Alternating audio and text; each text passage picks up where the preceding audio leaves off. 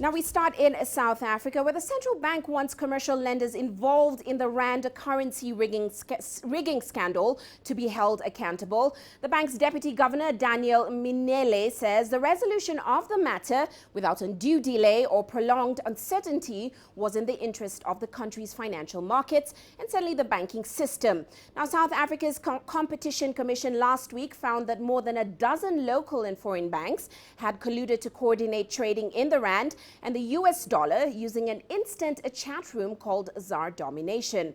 That manipulation led to big banks paying more than $10 billion in settlements. We saw Barclays Africa, a regional unit of Britain's Barclays, has already been granted conditional immunity from prosecution in return for supplying information that would lead to the successful prosecution of the other cartel members. Meanwhile, Citigroup was fined just over $5 million for its involvement.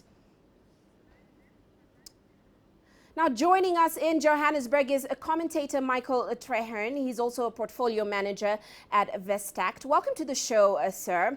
Now, suddenly all eyes are now on the tribunal that will be determining those penalties that these accused banks will pay.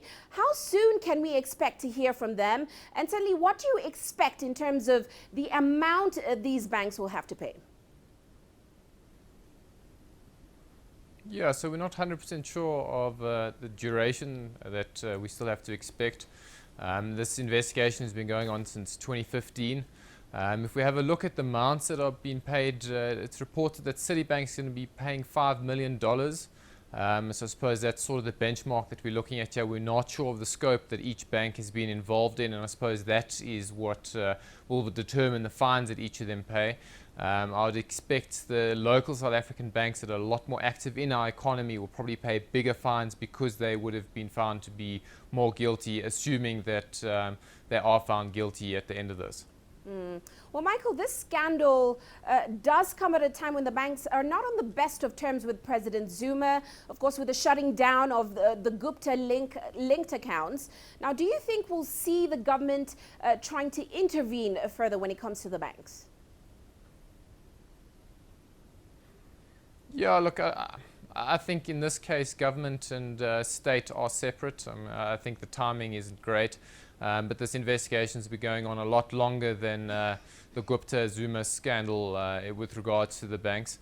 I think that government's view, and the Reserve Bank came out saying the same thing today, is that if you're guilty, you need to pay the fine and take the consequences for what you knew was wrong. And I think that's the view of most South African citizens, that if you've done the crime, you need to pay the punishment. Right. And we know certainly the investigation could trigger penalties from international regulators for the local South African banks implicated. Should local banks be very worried right now? No, I don't think so. I mean, we've seen the stock market in terms of the banking index hasn't really moved in terms of this investigation. Coming back to the Citibank fine of only $5 million isn't the hugest amount of money. I mean, it's 65 million rand. It's not great for banks to be paying it, but it's not the end of the world in terms of their profitability, and I think that's been reflected in the share prices. In terms of the maximum fine that can be imposed, it's along the lines of 10% of revenue of the particular division that's been fined, and Forex is a very profitable division, but it's not the largest revenue generating center. Well, many thanks for those insights. That's Michael Treherne. He is a portfolio manager at Vestact.